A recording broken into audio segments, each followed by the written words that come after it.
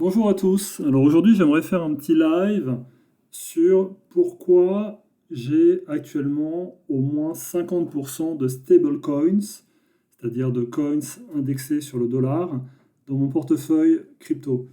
Euh, c'est pas très populaire de dire ça, je pense. C'est pas très bullish. Mais je pense qu'il faut un petit peu de réalisme. Donc je vais vous montrer en fait une courbe. Vous faites votre propre opinion et voilà. Et après, vous pouvez m'écrire que j'ai rien compris, que le marché est bullish, que le Bitcoin va atteindre 250 000 dollars, etc. Ce qui est tout à fait possible. Après, c'est toujours une question de court terme, long terme, mais en tout cas, il atteindra probablement un jour 250 000 dollars. Bref, vous pouvez me faire part de vos opinions. Je vais vous montrer ici une courbe qui vient de TradingView. Et en fait, la première chose avant de regarder ce que c'est, essayez de me dire ce que vous en pensez. Donc, vous voyez que cette courbe a atteint des niveaux assez élevés. Ce jeton, on va l'appeler un jeton, a atteint des niveaux assez élevés courant septembre. Il était un peu descendu dans le trou au mois de mars de 2024. Il a atteint des sommets en septembre. À partir de septembre, il est descendu. On voit qu'en novembre, hop, il fait une chute vertigineuse. C'est marrant, c'est un peu l'inverse de ce qu'on voit sur le reste des cryptos. Ce jeton, en fait, a connu une grosse chute à partir de l'élection de Trump avec une augmentation des volumes. C'est ça qui est intéressant.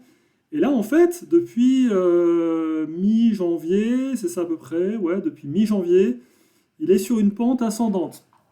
Si je vous dis pas ce que c'est, et vous regardez ce jeton, beaucoup vont me parler même de cuve ici. Ils vont dire, ah, c'est cool, il est monté, allez, on regarde en septembre, même novembre, il est monté à des niveaux hyper élevés. Là, il est dans le fond de la cuve, on voit qu'il y a une courbe ascendante, même s'il y a peut-être une petite inflexion là maintenant. Mais la plupart me diraient, ben, ce jeton, il va monter au moins jusqu'au niveau de novembre, si ce n'est jusqu'au niveau de septembre.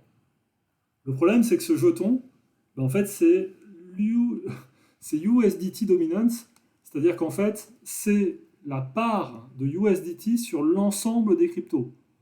Donc en fait, pour être très clair, ce jeton, si on peut l'appeler un jeton, le USDT dominance, représente l'inverse des cryptos qui sont pas stables en fait, c'est-à-dire de l'ensemble des autres cryptos, le Bitcoin, l'Ether et tous les altcoins, les autres altcoins derrière. Voilà.